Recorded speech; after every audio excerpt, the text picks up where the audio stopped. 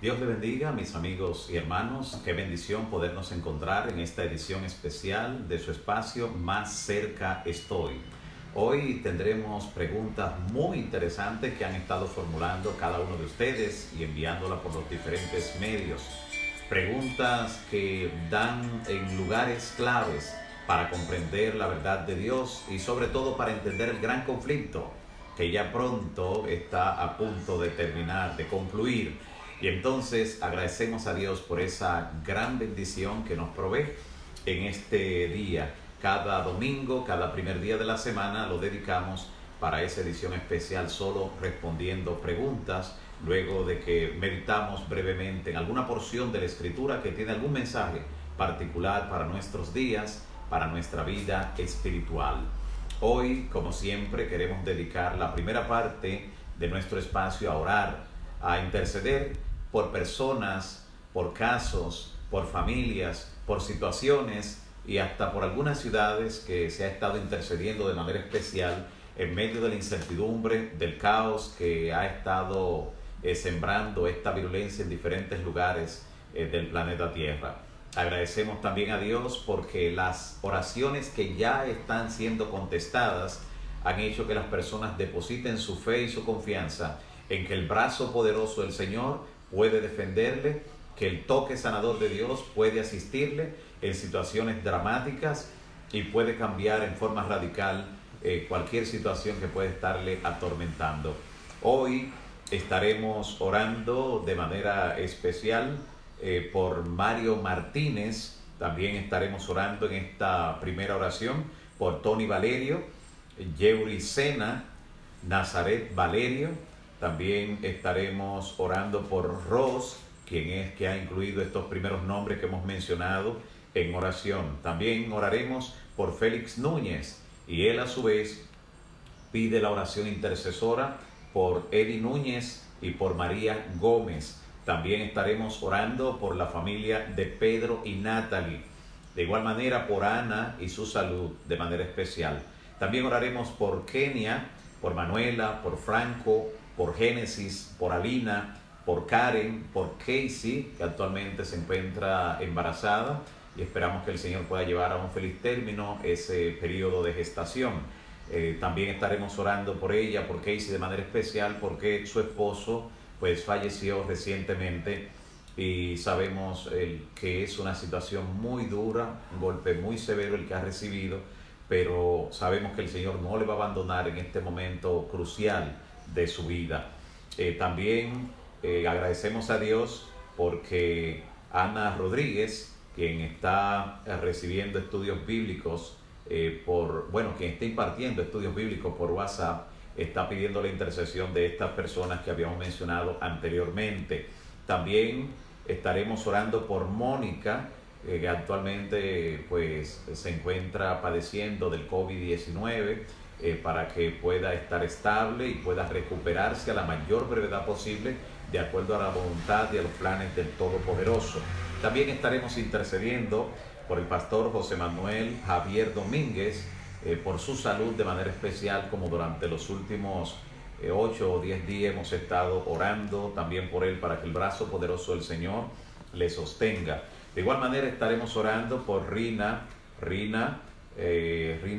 quien justamente pues desde Nueva York siempre se conecta con nosotros y deposita su fe en el Señor. Estaremos orando por Rina Cordero. También estaremos orando por su hija Angeli, especialmente por su salud, para que la condición de salud que tiene pueda ser revertida por el Señor, pueda de alguna manera encontrar una salida factible a esta situación. También estaremos orando por el señor Alejandro Peralta. Por Alejandro Peralta estaremos orando, como durante estos últimos días lo hemos estado también presentando al Señor, para que no solo le dé sanidad física, sino también sanidad espiritual, en el sentido que él pueda completar su decisión y su nombre pueda quedar grabado en el libro de la vida, allí donde su familia ya tiene esa bendita esperanza de estar incluida en el libro de la vida. Esperamos que él complete el número de los redimidos de su hogar, para gloria del Señor. También estaremos orando por Mercedes Herminia Peralta. Por ella también estaremos intercediendo y pidiendo también por su salud y también la de los suyos. Así que en este momento vamos a orar, vamos a interceder por este listado de manera especial. Y quiero que mientras oremos, los nombres que usted pueda estar recordando de manera silente, pues la presente en línea directa al Señor desde su mente y corazón. Y nuestro Padre que ve en secreto, recompensará en público. Oremos al Señor en esta hora. Padre Santo que estás en los cielos, bendito y alabado sea tu nombre para siempre. Señor, te agradecemos en esta hora el privilegio que tenemos de poder interceder en favor de cada una de estas personas, de las familias que ellos representan, de los lugares donde están viviendo actualmente. Queremos, Señor, que tú te manifiestes con poder en sus vidas, obrando sanidad física, emocional, espiritual, dándole la certeza de que tú tienes planes de bien para cada uno de ellos. Rogamos, Señor, que tú puedas completar la obra que has iniciado en esos corazones. Y queremos que en este día, en esta edición especial de nuestro espacio, tú, Señor, nos des luz para entender y responder cada inquietud, cada pregunta que formulan cada uno de los amigos y hermanos que se conectan y que nos encontramos en este espacio virtual. Te ruego, Señor, que de esa misma forma tu bendición, al compartir tu palabra, se extienda a cada uno de ellos y ellas. Gracias por escuchar estas oraciones, estas peticiones. Gracias porque delante de ti están grabados estos nombres para responder. En el nombre de Jesús. Amén. Amén. Gracias nueva vez, amigos y hermanos, por estar allí, listos para participar con nosotros en este espacio. Antes de abordar las interesantísimas preguntas que tenemos para este día, vamos a meditar en el aspecto profético del Salmo 1. El aspecto profético del Salmo 1. Vaya conmigo brevemente al Salmo 1, donde comienza pronunciando una bendición, una bienaventuranza. Dice el salmista: bienaventurado el varón que no anduvo en consejo de malos, ni estuvo en camino de pecadores, ni en silla de escarnecedores se ha sentado, sino, en cambio, en la ley de Jehová está su delicia, y en su ley medita de día y de noche. Quien lo hace será como árbol plantado junto a corrientes de aguas, que da su fruto a su tiempo, y su hoja no cae, y todo lo que hace prosperará. Leer este salmo nos hace recordar ese momento histórico que dentro de poco el pueblo remanente de Dios en el tiempo final tendrá que permanecer en pie cuando se desaten los cuatro vientos de la tierra. Al ser desatados los cuatro vientos, mediante los cuales vendrá una gran tribulación para los perdidos, para los que se hayan identificado con el poder del anticristo, con el poder de la bestia. Durante ese periodo, dice la palabra allí en Apocalipsis 7, que no se le hará daño a los árboles. Se dañará la tierra y el mar, pero no se le hará daño a los árboles. Y entonces aquí está identificando de manera gráfica quiénes son los árboles, quiénes serán como árboles plantados junto a corrientes de agua, que dan su fruto a su tiempo. Jesús dijo: por su fruto lo conoceréis, y su hoja no cae. Son aquellos que en la ley de Jehová está su delicia, y en su ley meditan de día y de noche. Ese pueblo será preservado durante ese periodo crucial de la historia. La ley de Jehová es como un cerco protector. Anular o descuidar uno de esos mandamientos es semejante a abrir una brecha, un portillo dentro de alguna cerca. Por ese lugar el enemigo puede accesar. El pecado puede entrar y luego reinar y causar un sinnúmero de desastres y también dolor en las personas. Por eso la ley completa. Por eso Santiago, en el capítulo 2, versículo 10, dice que cualquiera que guardare toda la ley, pero ofendiere en uno, se hace culpable de todos. La ley de Dios funciona así. La matemática en la ley es 10 menos 1 igual a 0. No 9 igual a 0. Guardamos todos, le damos el valor a todos, o definitivamente estamos descuidando la ley de Dios. Pero ese pueblo remanente de Dios, que en el tiempo final será como árbol plantado junto a corrientes de agua, se estará tan arraigado a la verdad que serán inconmovibles. De hecho, cuando el sello sea colocado en sus frentes, el sello de Dios, entonces los creyentes que lo reciban serán inconmovibles en la verdad. Ya nadie más podrá apartarle, ya nadie más podrá separarle del amor de Dios que es en Cristo Jesús. Eso los convertirá en soldados invencibles en el nombre del Señor, en esa última gran batalla que conocemos como la batalla del Armagedón, de la cual en algún momento hablaremos de manera extensa. Pero qué importante saber que los árboles que se refiere allí, que no sufrirán daño aun cuando se desaten los vientos, esos árboles son aquellos que meditan en la ley de Jehová de día y de noche. Así como el Señor desde la antigüedad tuvo por norma y prescribió al pueblo que esa ley debía ser escrita en todas partes. Esos mandatos, esos preceptos debían grabarse en la puerta, en los dinteles, en los postes. Debían ser leídos al salir, al entrar, al acostarse, al pararse, en todo momento. Así que por eso dice que ese pueblo que será como árbol plantado son aquellos que meditan, así como dijo el Señor en su ley, de día y de noche. Alabado sea el Señor porque nos ha dado el conocimiento de la verdad, nos permite estar resguardados por esa cerca, ese cerco que constituyen los 10 mandamientos, y nos permite entonces ser objeto de la bendición de aquellos que guardan la ley de Jehová, de lo cual dice el salmista que bienaventurados los que guardan su ley, no hay para ellos tropiezo, y que el Señor definitivamente a quienes guardan sus mandamientos le dará derecho a comer del árbol de la vida que está en medio del paraíso de Dios. Allí llegaremos por la gracia del Señor. Que compartir los mandamientos, hablar de la santa ley de Dios, sea uno de nuestros temas predilectos con las personas que aún no han recibido esa luz, con las personas que todavía no han logrado venir a la zona de seguridad. Dios te bendiga. Hoy tenemos una serie de preguntas, como ya habíamos anticipado, sumamente importantes para responder. Y la primera de esas preguntas que vamos a responder es la siguiente. Esta pregunta que justamente nos llega con un ingrediente del que estábamos mencionando, tiene que ver con la ley. La pregunta la escribió un amigo, dice lo siguiente: ¿a qué se refiere Pablo? ¿Qué se refiere Pablo con el ministerio de muerte en 2 Corintios capítulo 3 versículo 7? ¿A qué se refiere con el misterio de muerte? Muy bien, me imagino que nuestro amigo o hermano que haya formulado esta pregunta, pues su preocupación proviene de pensar que esa declaración que está allí en 2 Corintios 3:7 significa algún rechazo a la ley divina como una guía para la vida cristiana.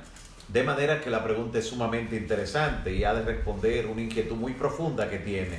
Allí la referencia que se hace a la ley es una referencia indirecta en ese y también en los siguientes pasajes a partir del versículo 7.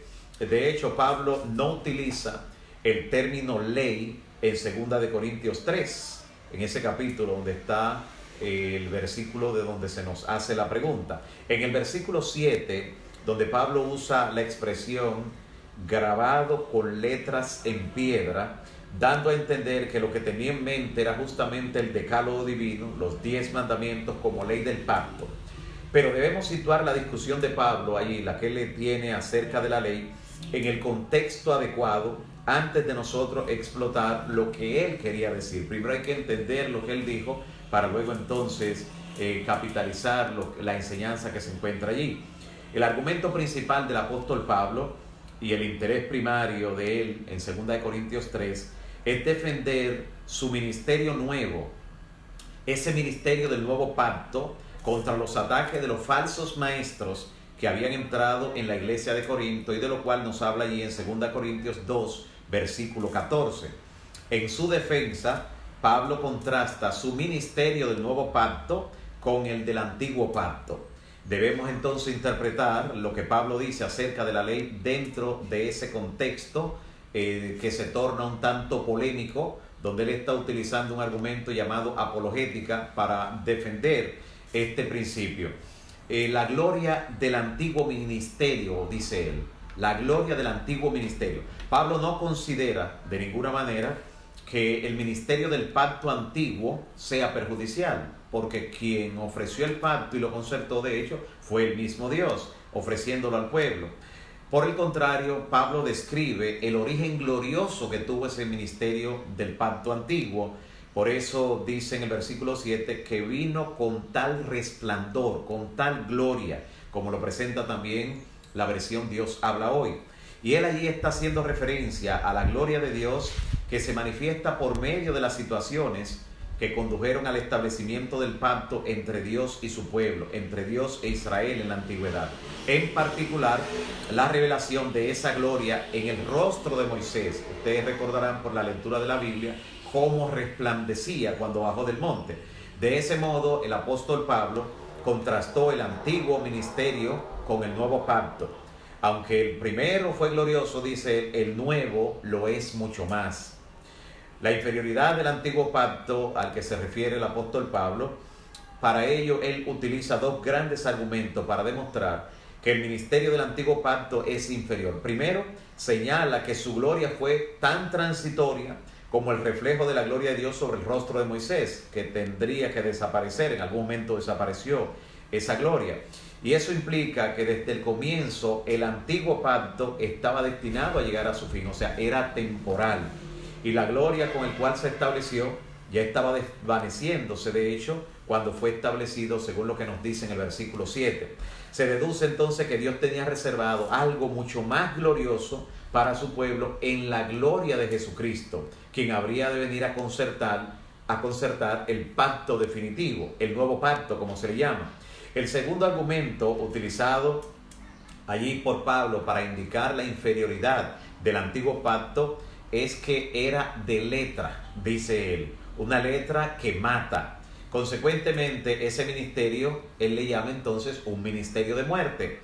Y Pablo define lo que quiere dar a entender acerca de ese ministerio del antiguo pacto, señalando que esa ley fue grabada con letras en piedra, condenando así a los seres humanos a la muerte. La paga del pecado es muerte. La demanda de la ley es justamente eso. Y no está describiendo allí la naturaleza de la ley misma, la cual es santa, justa y buena, como el mismo apóstol lo dice en Romanos, sino que la función de la ley separada de Cristo realmente trae muerte. Y el ministerio del antiguo pacto llega a ser mortal cuando se separa del Mesías. Los judíos necesitaban leer justamente el antiguo pacto y el pacto de la ley a través de Cristo, verlo a través de lo que estaba representando, no quedarse en los símbolos, sino llegar al objeto mismo, a Cristo, quien estaba representando. Y por eso se contrasta la ley como letra con el espíritu. La ley es totalmente incapaz por sí sola de brindar vida a la persona, porque la letra mata, pero el espíritu vivifica, dice el apóstol Pablo. Y dice aún más, el Señor es el espíritu, dice en el versículo 17. Solamente Jesús puede darnos vida, transformarnos a su semejanza. La ley como letra, y simplemente como letra, es la ley separada de Cristo, y el Espíritu es el que nos capacita para obedecer las exigencias de la ley, que son justas, según Romanos capítulo 8, versículos 3 y 4. Solamente el Espíritu puede incorporar la ley en el corazón humano. De hecho, es el Espíritu el que graba esa ley en el corazón, dice la palabra. De otra manera, esta obra con un poder externo, simplemente, pero cuando el Espíritu es el que la graba, pues nos capacita también para obedecerla. Y como concluye diciendo en Hechos capítulo 5, versículo 32, Hechos capítulo 5, versículo 32, el Espíritu Santo Dios se lo ha dado a los que le obedecen. Así que hay una relación muy estrecha entre la ley y el Espíritu, cuando el Espíritu es el que graba la ley en el corazón y los buenos frutos, las buenas obras, la obediencia resulta de esa relación salvadora y no solo de una letra muerta, como enfatizaba el apóstol Pablo. Muy bien, seguimos con la próxima pregunta que nos llega.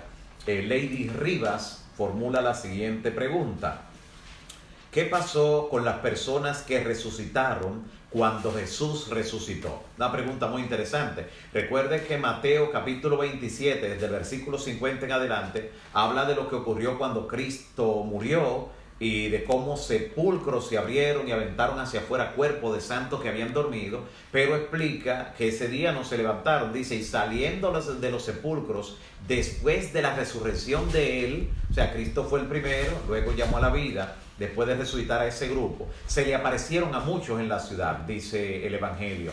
Pero entonces luego, dice Efesios capítulo 4, versículo 8, que subiendo a lo alto llevó consigo a los cautivos. Otra versión dice, llevó cautiva la cautividad. Los que habían estado cautivos bajo la muerte, el Señor Jesús lo llevó. Es una referencia incluso del Salmo 68, 18. Salmo 68, 18, donde el salmista dice lo mismo. Estaba profetizando que Jesús llevaría consigo a los cautivos. Los que habían estado cautivos bajo la muerte, Él los llevó consigo. Y claramente los presentaría como primicias delante de Dios, como primicias de los que habrán de resucitar por los méritos de nuestro amado Salvador. Por eso dice en 1 Corintios capítulo 15, versículo 21 y 23, que Cristo ha resucitado. Todos en Cristo serán vivificados, pero cada uno en su debido orden, dice el versículo 23. Cristo, luego dice, las primicias, y por último los que son de Cristo en su venida. Así que ese grupo que resucitó después de Cristo, ese grupo constituye las primicias y ascendieron con Cristo. Entendemos que son parte del tribunal celestial que ahora sesiona. Posiblemente sean parte de los 24 ancianos que encontramos allí en el libro del Apocalipsis, tema que en algún momento lo vamos a estudiar a profundidad, pero ya le estamos dando una pista de dónde están ese grupo que resucitó también con Cristo. La próxima pregunta que nos han formulado, la formula a través de Instagram, Ivana Veloz. Ivana Veloz nos escribió la siguiente: ¿en qué va a consistir el nuevo orden mundial? Porque según la profecía de la estatua de Daniel, los pies significan que esos reinos, atención, que esos reinos no se van a unir, aunque aparentemente parezcan, ¿verdad?, estarlo, y no aparece en la profecía un reino que represente un solo gobierno mundial.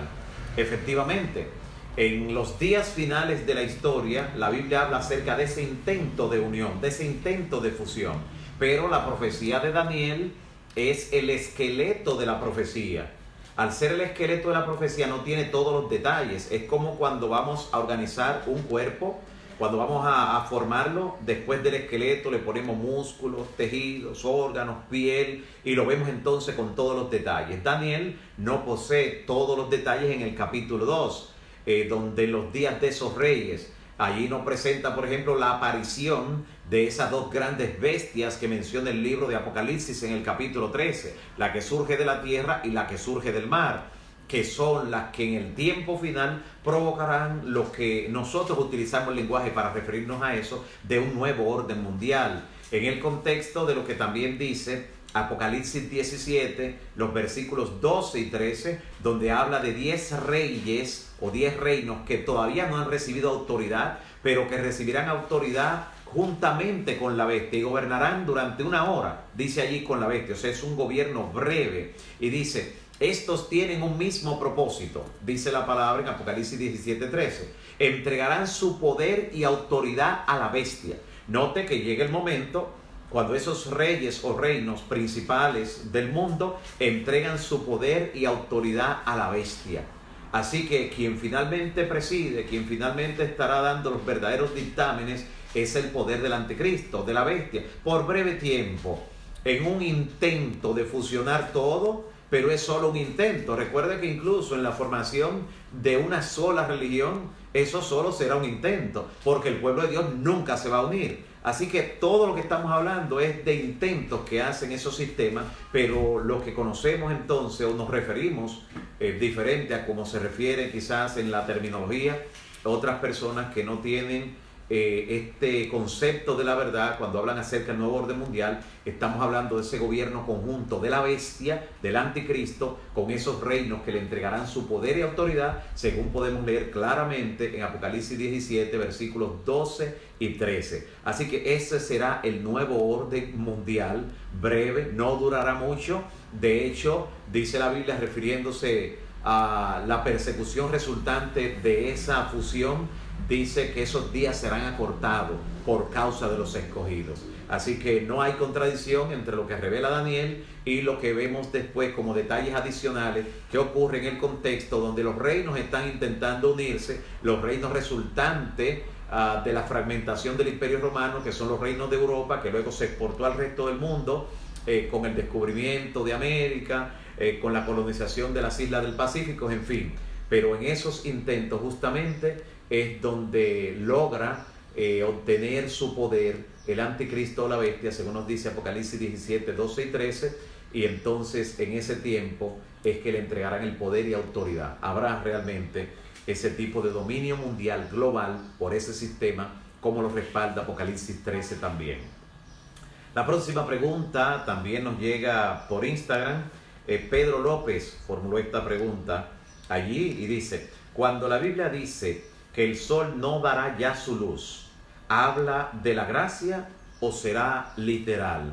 Bueno, en el contexto del tiempo del fin van a ocurrir las dos cosas. O sea, la gracia va a cesar, va a terminar. A ello se refiere Amós, libro del profeta Amós, capítulo 8, versículos 11 y 12, cuando dice: he aquí vienen días, dice Jehová el Señor, en los cuales enviaré hambre a la tierra, no hambre de pan ni sed de agua, sino de oír la palabra de Jehová.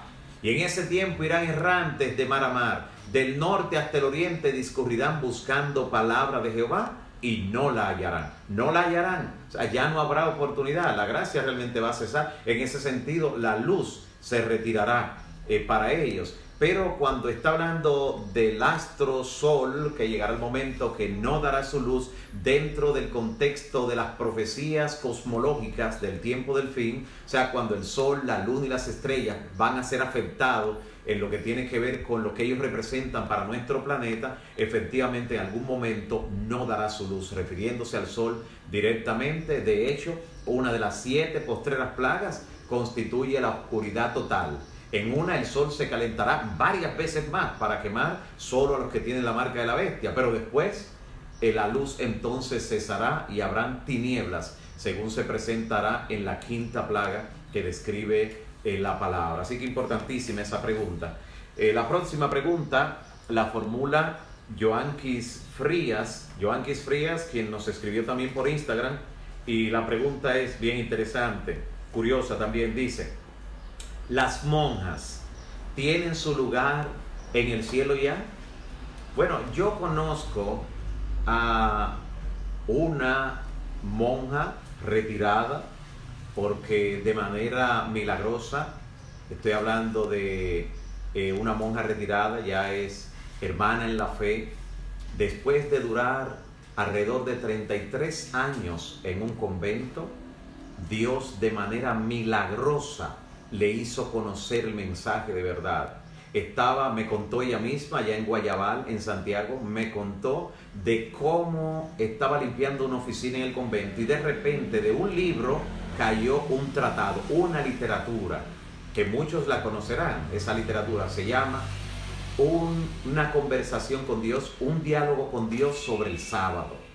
Cuando vio esto, sintió, me dijo ella, al ver que decía que era un diálogo con Dios, dije: ¿por qué rechazar el diálogo con Dios sobre ese tema? Así que se sentó a leerlo, y cuando leyó, literalmente devoró cada palabra de esa conversación, donde Dios tiene una respuesta para cada inquietud que se formula con relación al sábado. El hecho es que me dice que lo guardó, y cada vez que podía, de manera escondida en el convento, lo leía. Sabía que recibiría reprimendas si le encontraban leyendo esa literatura, pero para ella era un objeto muy apreciado.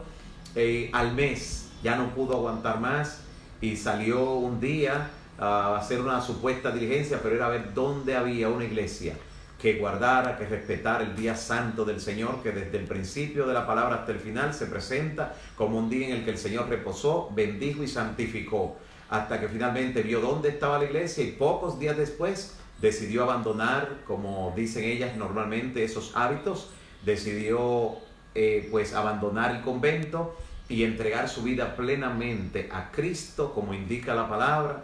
Y ya tenía, cuando hablé con ella hace 5 años, ya tenía 27 años en el adventismo. Estamos hablando de una familia donde habían 3 monjas incluyéndola a ella, y 2 sacerdotes. Así que el Señor tiene mucho pueblo esparcido todavía en muchos cuerpos religiosos. Jesús dice en Juan 10:16, también tengo otras ovejas que no son de este redil, las cuales me conviene traer. Así que hay un lugar reservado para todo aquel que va a conocer la verdad. En el cielo hay un lugar reservado también para esas personas que son religiosas en otro cuerpo, pero que llegarán a aceptar la verdad, y Dios obrará en favor de todo el que sea sincero de corazón cuando reciba la verdad y no la rechace. La otra pregunta que también hace Joanquis Frías, hizo 2, también por Instagram, dice, ¿solo te salvas con 2 mandamientos que resumen los 2? Interesante la pregunta, porque hay personas que creen que cuando Jesús dice que de esos mandamientos depende toda la ley y los profetas, está diciendo ya no tienen que guardar ninguno de los otros, estos son 2 ya, y estos sustituyen a los otros. Pero hacer eso es poner a la Biblia a decir algo que ella no está diciendo. Así que cuando Jesús dice que de amar a Dios con todo el corazón, con toda la mente, con toda su fuerza, y el primer mandamiento de la ley, y el segundo dice es amar a tu prójimo como a ti mismo, dice de esos 2 depende todo lo otro. Que depende no significa lo sustituye, ya solo piensa en eso, porque amar a Dios incluye muchas cosas. De hecho, la primera tabla de la ley fue dada en 2 tablas, porque cada tabla deriva de uno de esos 2 mandamientos que Jesús presentó como lo que puede resumir toda la ley. Cuando habló de toda la ley, no solo los mandamientos, hasta todo el Pentateuco, que era conocido como la ley. Así que de amar a Dios se desprende la primera tabla. Por eso los primeros 4 mandamientos de la primera tabla hablan de nuestro deber hacia Dios. Si lo amamos, lo vamos a guardar, que son: no tendrás dioses ajenos delante de mí, no te harás imagen para adorarla de nada que esté ni en la tierra, ni en el cielo, ni debajo de la tierra. No tomarás el nombre de Jehová tu Dios en vano, porque no dará Jehová por inocente al que tomare su nombre en vano. Y acuérdate del día sábado para santificarlo. Si ama a Dios, esos 4 mandamientos que son nuestro deber vertical, nuestro deber hacia Dios, lo vamos a guardar y a respetar. Si amamos al prójimo, entonces veremos la segunda tabla también para guardarla. La segunda tabla comienza con el 5.º mandamiento, que dice: honra a tu padre y a tu madre, o sea, tu prójimo más cercano, el primer prójimo que tú ves desde que nace, padre y madre. Honra a tu padre y a tu madre.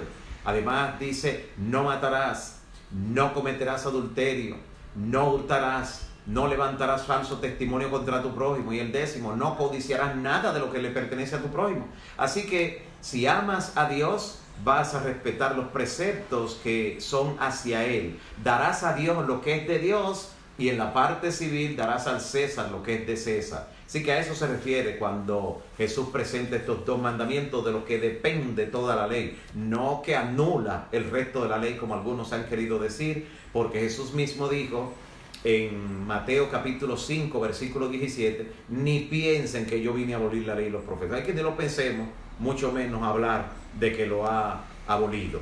La próxima pregunta fue formulada por WhatsApp. A través de WhatsApp nos llegó la siguiente pregunta: ¿a qué? Bueno, esta ya la hicimos, a lo que se refería Pablo con el ministerio de muerte. Ya esa la formulamos. La próxima pregunta la formula Yoseli Zavala. Yoseli Zavala pregunta: ¿por qué David pecó con la señora que se estaba bañando si David era un hombre de fe? Muy importante la pregunta. David era un hombre de fe, era un héroe en el pueblo de Dios, un paladín dentro de la justicia divina. Sin embargo, era un hombre de carne y hueso, era un hombre sujeto a la tentación. Eso nos dice que no importa la posición de un ser humano, no importa el grado de fe, conocimiento y cuánto haya crecido en la gracia, nunca puede descuidarse una persona, porque el enemigo siempre está velando para asaltarlo con alguna tentación, tomarlo por sorpresa. Y sobre todo, allí cuando David, pues, en vez de ir a la batalla, como se esperaría, se quedó. Y siempre la mente ociosa constituye un taller del enemigo. El enemigo se aprovechó de esa situación, conocía las áreas vulnerables de él, conocía su constitución genética, sabía dónde podía ser débil, cuándo, en qué momento, todo lo estudió el enemigo. Eso nos dice que tenemos que siempre depender del Señor, no descuidarnos un solo instante, porque por eso finalmente pecó. Y claro, La tentación no significa pecado. David no estaba obligado a pecar cuando alcanzó a ver a la mujer bañándose y todo eso, no. Pero lamentablemente él cedió al pecado, él cayó. Por la gracia de Dios, él se arrepintió.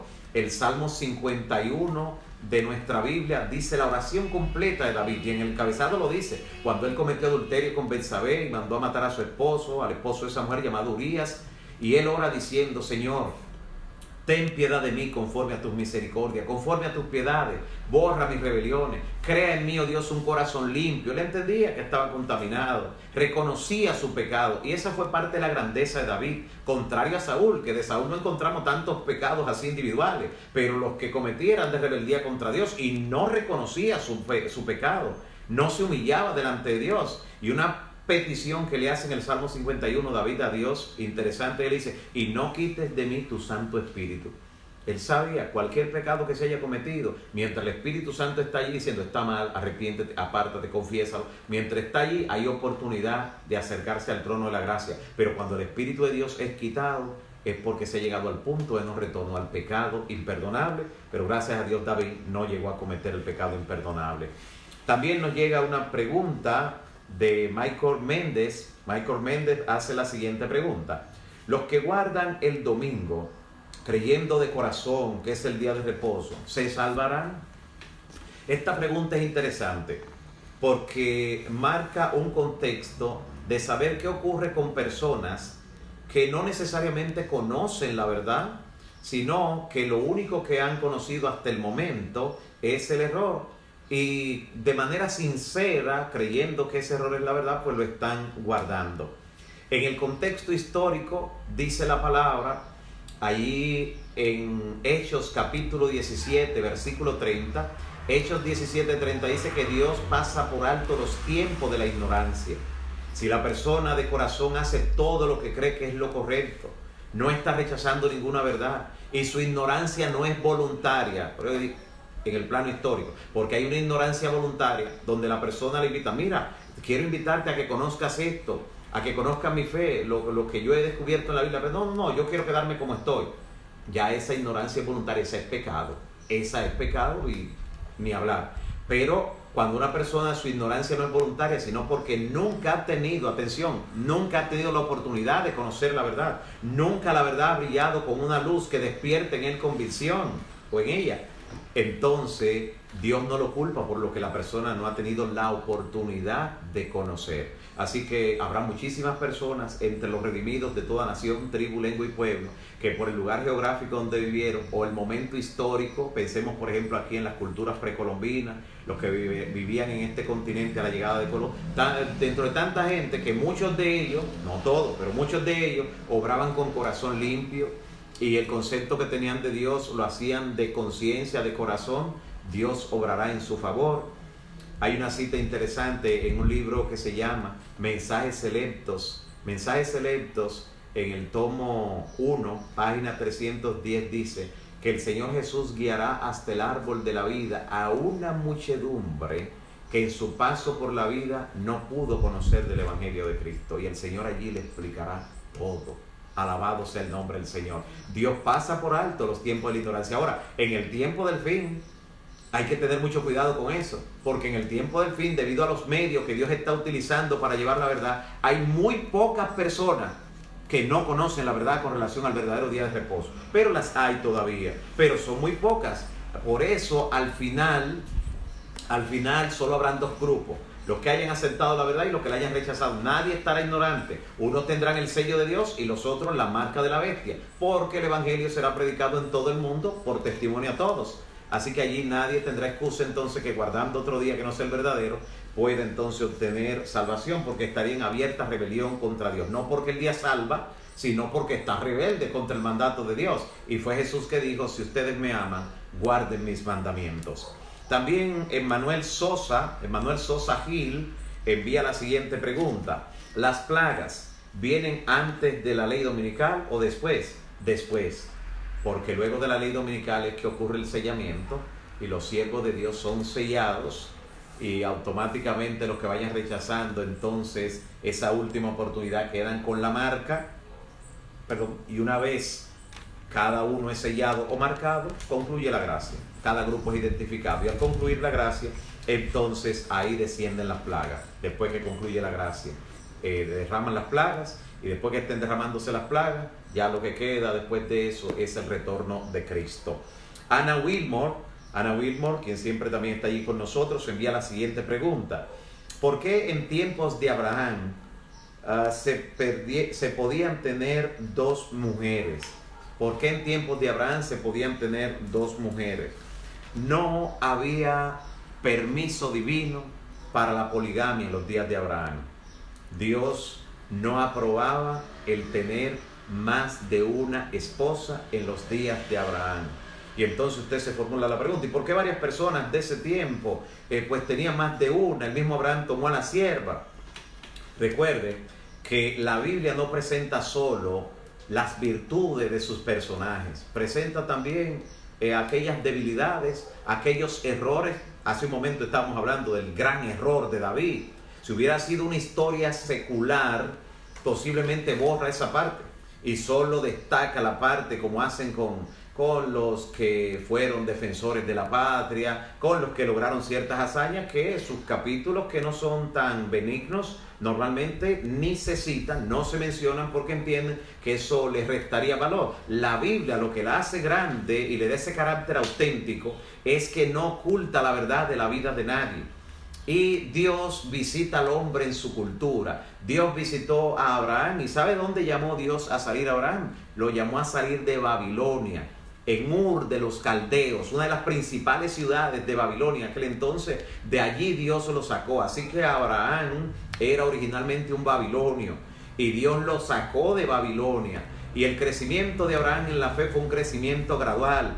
Cometía errores. Dios lo llamó para que fuera su amigo, que fuera el padre de la fe, y aún así Abraham, cada vez que se veía un aprieto, salía con una mentira, queriéndose librar de las circunstancias. Sin embargo, Dios obró con mucha paciencia con él, y el grado de luz que tenía Abraham, de donde fue llamado, donde adoraba ídolos, dice la palabra, pues Dios se tomó su tiempo trabajando en la vida de Abraham, como lo hace contigo, que tiene paciencia y que posiblemente no estás practicando todo, pero Dios nos va revelando de manera gradual. Hoy nosotros no tenemos ninguna excusa de cometer ciertos errores que cometieron ciertos personajes de la Biblia en la antigüedad, porque tenemos la experiencia de ellos y todo el cúmulo de luz que se tiene en esta generación.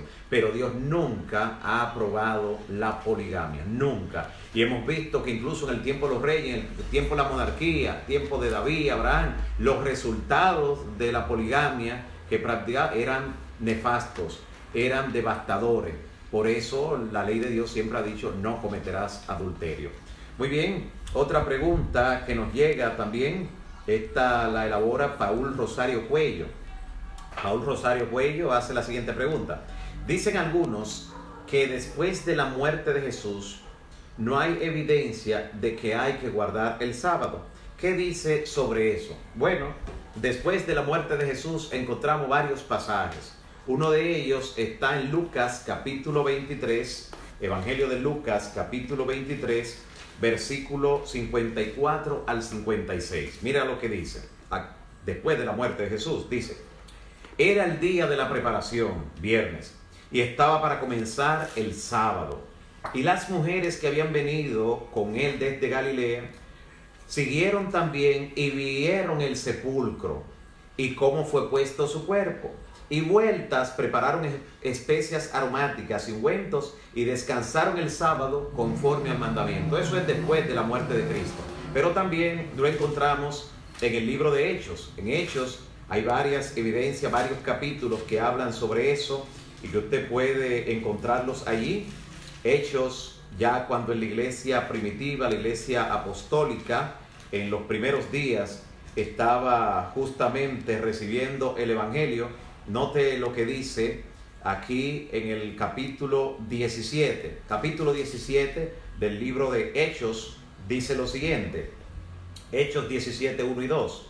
Pasando por Anfípolis y Apolonia, llegaron a Tesalónica, donde había una sinagoga de los judíos, Y Pablo, como acostumbraba, fue a ellos y por 3 sábados conversó con ellos de las Escrituras. Los sábados era el día que realizaban el culto normalmente en la sinagoga, que realizaban el culto los primeros creyentes que se reunían para adorar a Dios. Sumamente importante lo que nos presenta. En Hechos capítulo 18, también vamos a leer, y déjenme decirles que los evangelios se escribieron 20, 30 años después de la muerte de Jesús. Así que para no creer que era una crónica que estaba siendo registrada allí en el... No. Décadas después de Jesús haber muerto y se contemplan estos episodios de esa forma tan clara. Y ni siquiera hablar del libro de Hechos, que fue posterior. Hechos 18, versículos 3 y 4 dice: y como Pablo era del mismo oficio que estas personas que visitó, se quedó con ellos y trabajaban juntos. Pues el oficio de ellos era hacer tiendas, hacer carpa. Ese era el trabajo del apóstol Pablo. Así que el apóstol Pablo con el club de conquistadores hoy tuviera mucha demanda. Era hacer carpas. Y entonces dice, y conversaba en la sinagoga todos los sábados y persuadía tanto a judíos como a griegos. Este pasaje es interesante porque aquí está hablando que no eran solo los judíos. Alguien pudiera decir, no, pero eso eran los judíos porque lo encontraba ese día de sábado. No, también los griegos, también los gentiles. O sea, era un mandamiento que se siguió guardando de manera normal. Lo que no encontramos en la Biblia es evidencia ni para un cambio ni para guardar otro día. Si un día, mi amigo y hermano, si un día, mi hermano y hermana, usted decide equivocarse, equivóquese optando por lo que dice la Biblia. Porque el día del juicio, si en el juicio finalmente Dios le pregunta, ¿por qué tú guardaste el domingo? Piense qué argumento usted le va a buscar en la Biblia.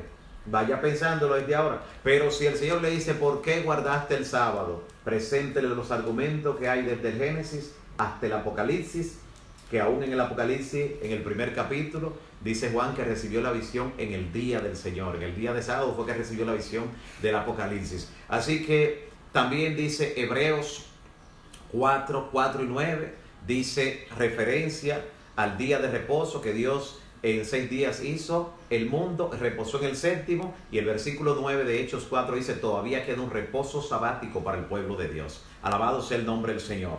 Bueno, creo que todavía tenemos chance para una pregunta más. Vamos a formular en estos momentos. Nos queda una aquí vamos a ver, aquí tenemos una de María Elena Vargas. Dice, ¿estamos viviendo ya en el tiempo de angustia? Muy importante tu pregunta, María Elena. Estos son días angustiosos, pero no estamos todavía viviendo en el tiempo de angustia. Esto es una epidemia de proporciones globales que ha restringido el acceso de las personas a ciertos lugares, que nos mantiene mayormente en las casas, en los hogares, pero este no es el tiempo de angustia. El tiempo de angustia previo comienza cuando se dicta la ley dominical. Se le llama ese tiempo de angustia porque habrá algún tipo de restricción y posteriormente hasta algún tipo de persecución o encarcelamiento a los que por alguna razón se han tomado fuera de lugar. Pero al gran tiempo de angustia se le llama, después que termina la gracia, al tiempo de las plagas sobre los perdidos. Será el gran tiempo de angustia para ellos. Así que todavía esos momentos escatológicos no han comenzado. Todavía hay gracia, todavía hay oportuno socorro. Otra pregunta que formula Alicia Hernández: ¿cómo sé que mi nombre ya pasó por el juicio? Bueno, yo espero que lo que quiera saber es cómo saber que todavía no ha pasado por el juicio, porque si ya pasó ya no tendría oportunidad de nada. Pero las buenas nuevas que te doy ahora en la respuesta es la siguiente, Alicia. El nombre de los vivos todavía no ha sido llamado a juicio. El juicio se está llevando a cabo sobre los muertos. Así lo describe Apocalipsis capítulo 11, versículo 18. El tiempo de juzgar a los muertos, mientras las naciones están airadas y en guerra y rumores de guerra, el juicio a los muertos. El juicio sobre los vivos comenzará después que se dicte la ley dominical. Después de eso, porque esa es la última prueba. Es como el examen final para el pueblo remanente de Dios y para todos los que aceptarán esa verdad, y ahí entonces se irá pasando juicio y será sellando a todo el que apruebe, no el que repruebe, a todo el que apruebe ese último examen. Entonces, pero ahora no tengas temor, tu nombre no ha sido llamado a juicio, ni el de los vivientes, así que ni el del resto de los vivientes, decía. También pregunta, ¿cómo sé que estoy inscrita en el libro de la vida? Pregunta también Alicia, una pregunta importante también, va de la mano con la otra. Tu nombre está inscrito en el libro de la vida si ya tú naciste de nuevo, si naciste de agua y de espíritu en el nombre del Señor. Recuerda que cuando una persona nace de nuevo, su nombre se inscribe en el libro de la vida del Cordero. Por eso el Padre no declaró a Cristo como hijo cuando nació en Belén. Lo declaró como hijo cuando fue bautizado en el Jordán, diciendo, este es mi hijo amado. Lo declaró en público. Cuando nuestros padres nos declararon al nacer del nacimiento natural, nos declararon una oficialía del Estado civil, se inscribió nuestro nombre en un libro allí. Pero Jesús le dijo a Nicodemo, tienes que nacer de nuevo si quieres ver el reino de Dios. Así que por eso, al nacer de agua y de espíritu, nuestro nombre se inscribe en el libro de la vida. Y tu nombre está allí. Aún si tú te has apartado de la fe, todavía tu nombre está inscrito en el libro de la vida, porque en ese libro el nombre se inscribe una vez y se borra una vez. Cuando alguien se ha descarriado, después de haber inscrito su nombre en el libro de la vida, lo que se espera es que pueda reconciliarse, entregarse de nuevo al Señor, lavar sus pecados, para que su nombre se confirme antes de que llamen su nombre, cuando en el momento que dijimos ahorita, se llamará, después del último examen, después de la última prueba, ahí se llamará el nombre, y si la persona no está en los caminos, cuando se llame su nombre, entonces su nombre sería borrado, pero ahí está el nombre también. Otra pregunta importante que a través de Facebook nos llega de Irene Vilorio. Irene Vilorio formula la siguiente pregunta: ¿por qué el Espíritu Santo es una persona? ¿Por qué el Espíritu Santo es una persona?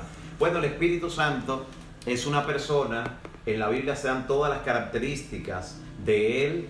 Por ejemplo, se dice que el Espíritu Santo habla. Si habla, es personal.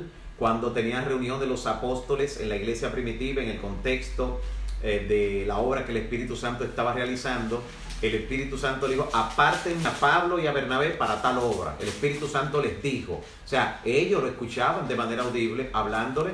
Cuando Jesús se refirió a que el Espíritu Santo vendría, él dijo, yo le enviaré otro consolador. Cuando él dijo otro, estaba refiriendo a otro como él, porque Jesús es el primer consolador. La palabra traducida como consolador es paracletos, significa abogado, intercesor. Jesús es nuestro abogado, nuestro intercesor, pues el Espíritu Santo también. Y dice Romanos 8 que el Espíritu intercede por nosotros con gemidos indecibles, y él es que organiza la oración y le da forma para que nosotros, que no sabemos cómo orar de manera perfecta, la oración pueda llegar hasta el Padre. Es otro. En el lenguaje griego hay dos palabras para otros, alos y héteros. En español es un solo otro. Si tú me das un lápiz y te digo, necesitamos varios lápices, dame uno, dame otro, estoy pidiendo otro igual, pero es la misma palabra otro. Ahora si te digo, dame un bolígrafo, a ver qué color, y me da uno y digo, no, dame otro, se entiende que es de otro tipo o de otro color, pero la palabra otro es la misma. En griego no. En griego las dos palabras para otro, si es igual o diferente, son distintas. Héteros, si es otro diferente. Héteros, de donde viene la palabra heterogéneo, heterosexual, la palabra otro diferente. Y alos, que significa igual, como alópata, halógeno, significa igual. Entonces, cuando se refiere al Espíritu Santo, Jesús dice que va a enviar alos, diciendo otro igual, alos paracletos, en griego, otro consolador igual que yo, refiriéndose a Jesús. Así que es una persona. También puedes ver en el capítulo 5 de Hechos que Pablo indica que el Espíritu Santo es divino. Así lo dice claramente, es Dios. O sea, es una persona y también es divina. Así que importante. Otra pregunta que viene con relación al Espíritu Santo allí, con esta ya vamos a finalizar por hoy. Se nos ha ido el tiempo, las demás seguimos en ese mismo orden para el próximo domingo.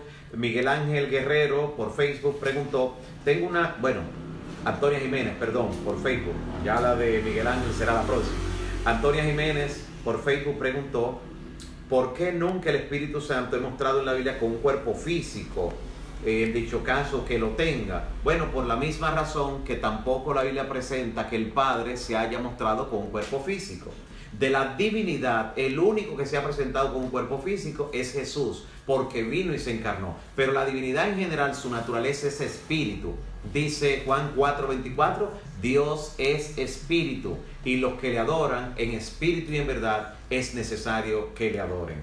Con esta última pregunta concluimos, y será hasta la próxima sesión de preguntas, el próximo programa especial, la edición especial de preguntas, el domingo de la próxima semana. Pero mañana estamos con un tema interesantísimo. Como siempre a inicio de semana marcamos con un tema sobre todo en el campo profético, donde nos actualiza en una forma especial y nos permite ver cosas que la Biblia revela. Así que mañana al mediodía estamos con otra entrega de su espacio Más Cerca Estoy, donde procuramos que nos sintamos más cerca del Señor y más cerca de su venida. Luego de agradecerles nueva vez por estar allí, queremos mencionar los nombres de las personas por las que estaremos orando ahora al final de esta entrega. Estaremos hoy orando por Ruth López, también por Joanquis Frías, por Joe Baez, también por Jauris Suazo, también por Gregoria Guzmán, por Marisol Tobar, estaremos orando, y ella pide oración especial por los que están encarcelados. Vayan allá también nuestras oraciones que lleguen con el poder del Espíritu Santo. También oraremos por Celeste Bautista y familia.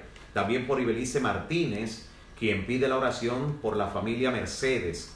Josefina Vázquez pide también la oración por su matrimonio, por toda la familia. Ruth Helen Cipión está pidiendo la oración por su familia y también por su programa que está desarrollando, por la obra interesante que está haciendo en el plano evangelístico. David Luis Buenrostro también será incluido en nuestra oración. Marcia Rosario está pidiendo la oración por Gertrudis, por la salud de Gertrudis. Miriam Barrera, también estaremos orando por Miriam Barrera. De igual manera por Manuel de Jesús, y Manuel de Jesús a su vez pide la oración por su primo José Abreu, quien está varado en Uruguay debido a esta crisis que se ha generado, a esta incertidumbre, para que pueda finalmente lograr retornar a su país de acuerdo a la voluntad de Dios. También estaremos orando en esta final oración por Rosaura Ureña, y ella pide la oración por Ruth Meléndez. También Glenny Amaro, y pide por su familia y por la iglesia de Ebenezer. También está rogando.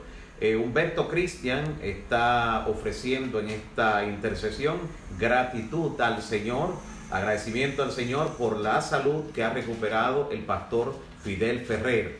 Qué bueno que no solo podemos pedir al Señor, sino también, como nuestro hermano Humberto Cristian ahora hace, agradecer al Señor por la recuperación de este siervo de Dios, un roble de muchas batallas, que Dios le ha dado muchas victorias al pastor Fidel Ferrer. Mucha salud para él y su familia. También estaremos orando por Gloria Moré y su familia, y también oraremos por la salud de ella y los suyos. En este momento les invito a orar, cerrando nuestros ojos, recordándole que mañana estamos aquí al mediodía nueva vez en el nombre del Señor. Oremos. Padre Santo que estás en los cielos, bendito y alabado sea tu nombre siempre. Gracias, Señor, por tu palabra. Gracias por darnos luz en todos estos temas, en cada pregunta, en cada inquietud. Y gracias porque el Espíritu Santo, que es el que convence, está haciendo su obra en cada mente y cada corazón.